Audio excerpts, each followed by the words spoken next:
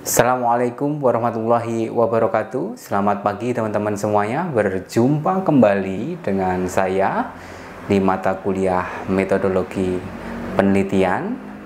Hari ini, di minggu ini kita sudah masuk ke minggu ketiga ya teman-teman. Di minggu ketiga berdasarkan RPS yang sudah kita bahas, semestinya kita membahas tentang materi beberapa langkah melakukan penelitian. Namun demikian, karena materi di minggu yang lalu tentang bahasa-bahasa atau istilah-istilah dasar dalam penelitian kemarin kita belum selesai, maka minggu ini saya lanjutkan lagi tentang istilah-istilah dasar penelitian. Kenapa kok tidak diselesaikan di minggu yang lalu, Pak? Ya bisa-bisa aja sebenarnya kita selesaikan di minggu yang lalu.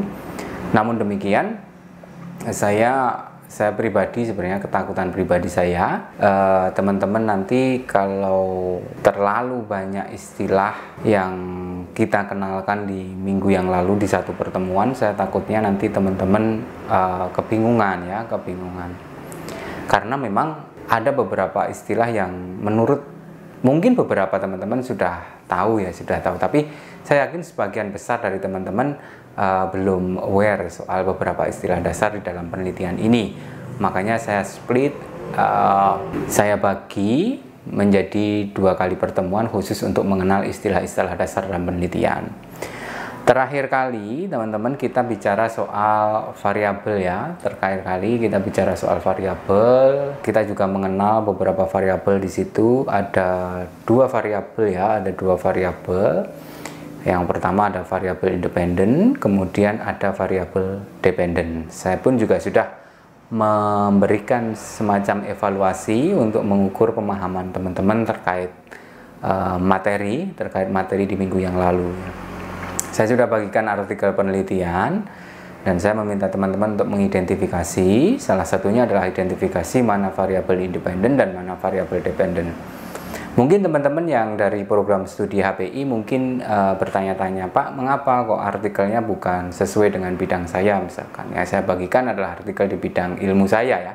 Ilmu saya adalah ilmu manajemen, secara concern di manajemen keuangan, finance kemarin.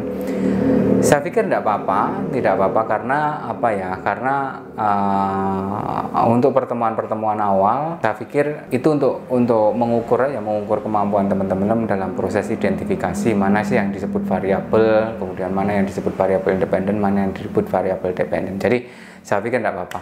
Tapi nanti teman-teman, beberapa pertemuan yang akan datang, pasti saya akan membedakan jenis artikel baik bagi yang program studi HPI maupun program studi Mahasiswa. Tentu 2 artikelnya akan berbeda, tapi di beberapa pertemuan yang akan datang.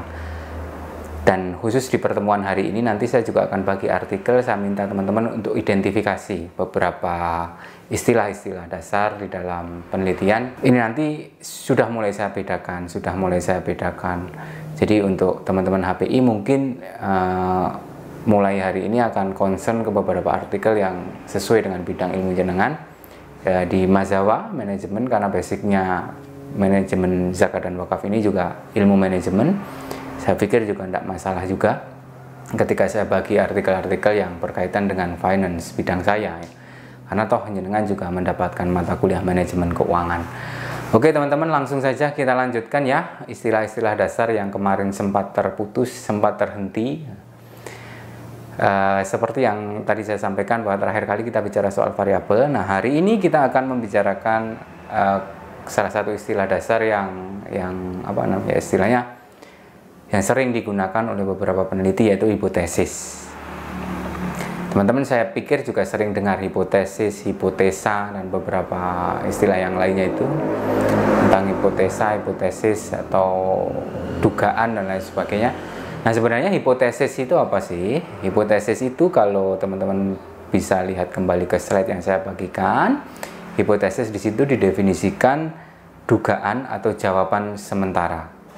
Nah, dugaan atau jawaban sementara dari apa? Dari pertanyaan penelitian yang teman-teman ajukan di dalam rencana penelitian teman-teman. Atau ini adalah dugaan atau jawaban sementara dari rumusan masalah yang teman-teman ajukan di dalam rencana penelitian. Jadi ini adalah, kalau saya simpulkan, ini adalah dugaan atau jawaban sementara dari rumusan masalah atau pertanyaan penelitian yang teman-teman ajukan. Karena baik rumusan masalah maupun pertanyaan penelitian ini adalah dua hal yang berbeda, walaupun ada beberapa kalangan yang menyatakan bahwa hampir sama ya, menyamakan antara rumusan masalah dengan pertanyaan penelitian. Ya oke, tidak ada masalah, cuman nanti di beberapa pertemuan di minggu yang akan datang kita akan bahas. Kalau saya pribadi mengatakan bahwa rumusan masalah itu berbeda dengan pertanyaan penelitian, berbeda. Nah, kan gini ya teman-teman, sebuah penelitian itu kan diawali dari masalah ya, dari masalah yang teman-teman jumpai, teman-teman teman-teman rumuskan. Jadi ada sebuah masalah, kemudian teman-teman merumuskan sebuah masalah itu, dan Anda coba menyelesaikan rumusan masalah itu dengan sebuah penelitian. Nah, penelitiannya itu bagaimana? Nah, kalau kita bicara cara menyelesaikan masalah itu ya kita bicara soal metode penelitian gitu. Nah, dalam sebuah rumusan masalah ini kan biasanya kalau di fakultas syariah yang selama ini saya jumpai, rumusan masalah itu diformulasikan dalam bentuk pertanyaan penelitian. Ya, monggo, tidak ada masalah itu. Hipotesis ini adalah jawaban sementara dari rumusan masalah yang diajukan atau pertanyaan penelitian yang diajukan. Nah, memang berbeda, teman-teman. Berbeda apa, Pak?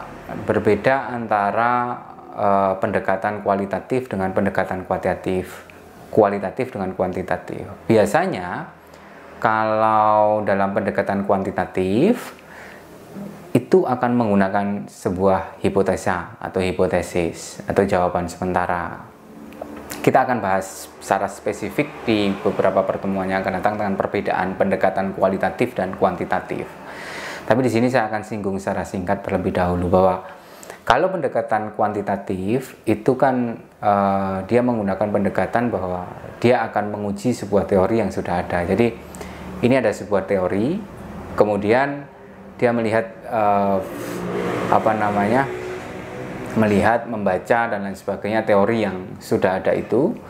Kemudian dia gunakan teori tersebut untuk mencoba istilahnya memotret fenomena yang terjadi di kehidupan real, atau dengan kata lain si peneliti kuantitatif ya, atau si peneliti yang menggunakan pendekatan kuantitatif, dia akan menguji sebuah teori. Jadi teori tersebut diuji.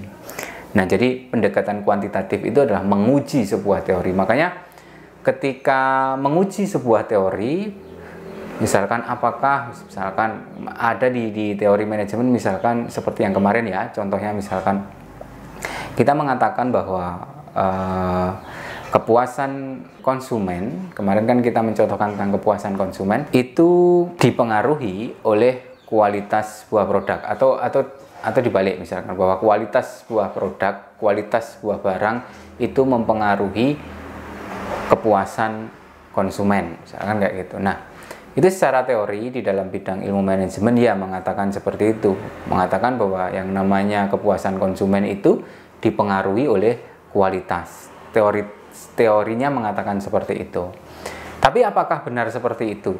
Nah, makanya kalau di dalam pendekatan kuantitatif dia akan uji itu dengan misalkan dia menghadapi misalkan dia pengen memotret, dia jumpai misalkan di bidang misalkan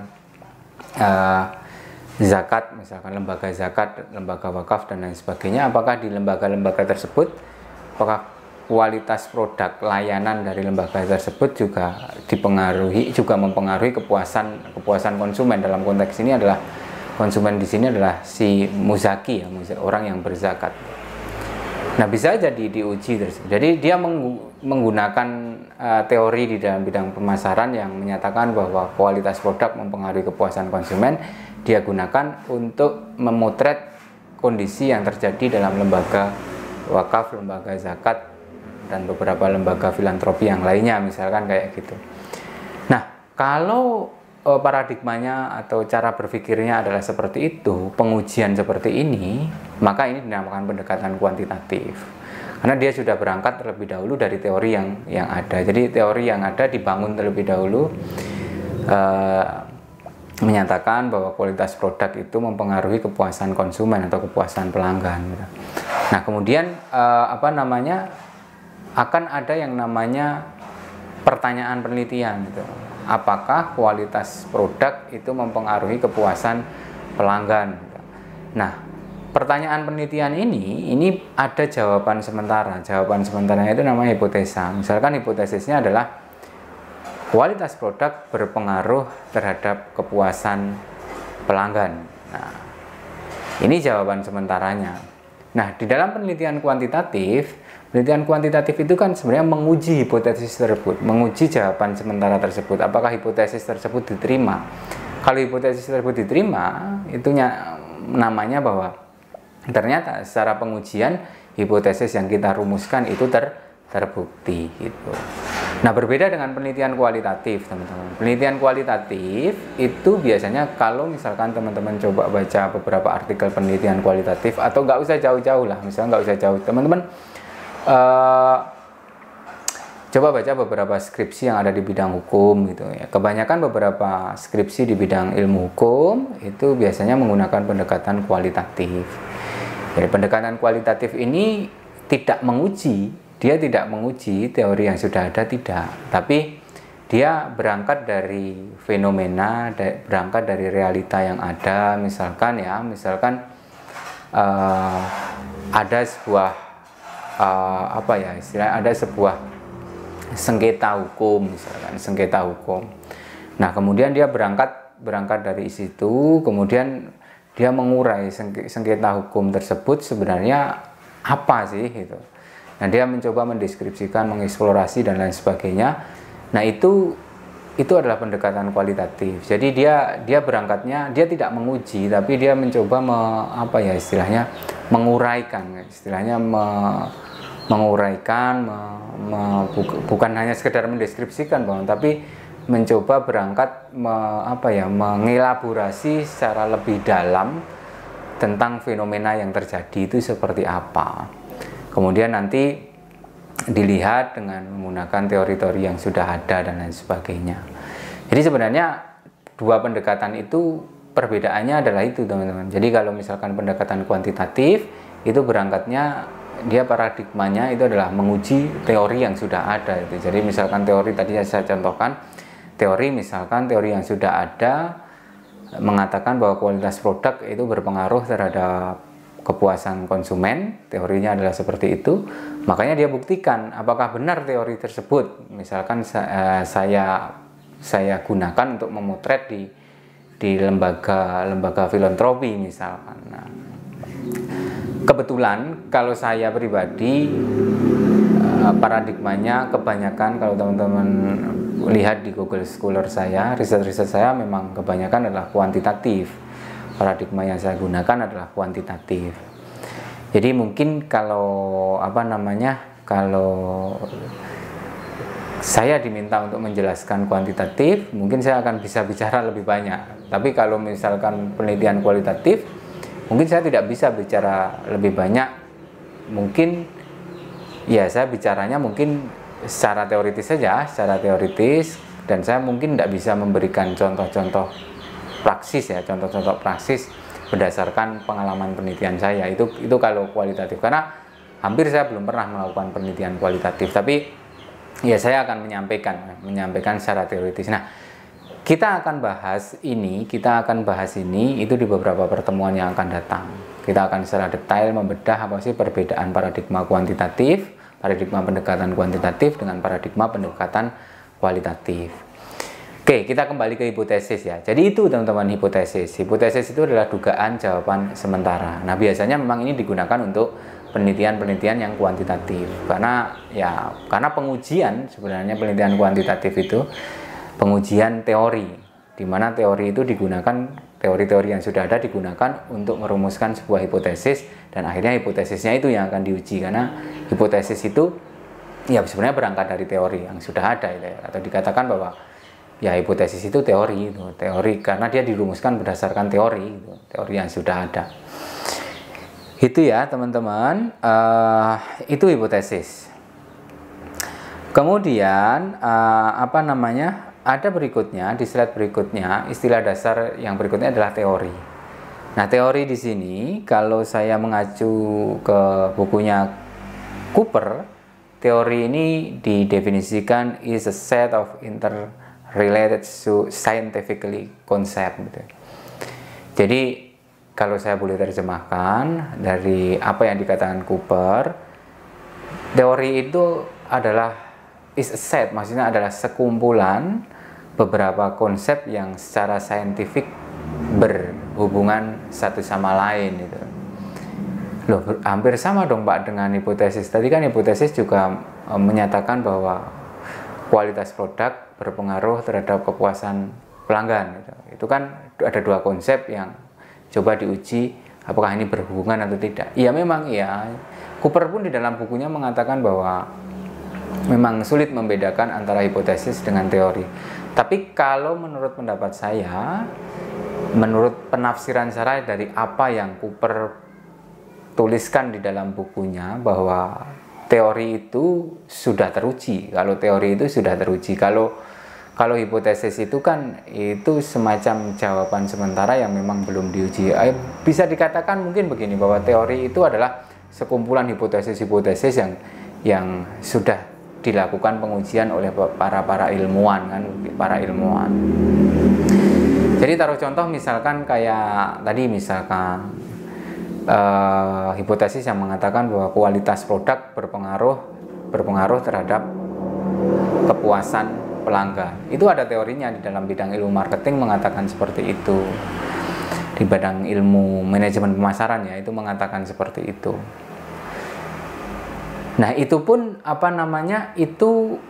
itu teori-teori yang sudah ada itu, ketika jenengan merumuskan sebuah hipotesis, merumuskan sebuah jawaban sementara, itu kan juga berangkatnya dari teori-teori yang sudah ada. Jadi teori-teori yang sudah ada direview, kemudian Anda merumuskan sebuah hipotesis, Anda menduga, Anda merumuskan dugaan sementara. Yang namanya menduga itu kan harus ada dasarnya. Nah, dasarnya apa? Dasarnya adalah teori. Jadi teori itu adalah ya tadi kembali lagi ke Cooper tadi, is a set interrelated scientifically concept. Jadi itu adalah sekumpulan sebuah konsep yang secara saintifik sudah teruji gitu. Dan dalam sebuah penelitian ya pasti menggunakan teori, dan itu baik penelitian kuantitatif maupun penelitian kualitatif itu. Bahkan apalagi di dalam penelitian kuantitatif pasti menggunakan teori karena berangkatnya dari situ. Oke teman-teman, kemudian yang terakhir adalah model. Model ini saya definisikan di situ adalah ilustrasi atau visualisasi dari keterkaitan antar variabel. Jadi misalkan tadi kualitas produk berpengaruh terhadap kepuasan pelanggan gitu. Ya, itu akan diilustrasikan, divisualisasikan dalam bentuk model. Bisa modelnya dalam bentuk model statistik. Model statistik itu seperti apa? Nah, seperti ini teman-teman, model statistik seperti yang di samping saya itu. Teman-teman bisa lihat, ini adalah model statistik. Nah, memang apalagi di dalam penelitian kuantitatif pasti menggunakan ini, ilustrasi atau visualisasi model seperti ini. Nah, itu apa sih Pak? Itu model statistik. Nah, teman-teman akan dibahas di beberapa pertemuan yang akan datang. Oke, itu. Kemudian tugasnya saya akan berikan artikel kepada teman-teman. Saya meminta teman-teman semuanya untuk mengidentifikasi dari artikel tersebut teori apa yang digunakan di dalam artikel tersebut. Jadi teorinya apa nanti Anda sebutkan dan Anda jelaskan maksud dari teori tersebut. Kemudian kalau yang untuk program studi HPI ya, karena program studi HPI pasti tidak ada hipotesisnya. Nah, nanti kalau di program studi Mahasiswa, karena artikelnya adalah artikel kuantitatif, nah saya meminta Anda selain mengidentifikasi teori, Anda juga identifikasi hipotesis yang coba diajukan oleh peneliti. Berikut modelnya itu seperti apa visualisasinya. Oke teman-teman, sekian dari saya. Wassalamualaikum warahmatullahi wabarakatuh.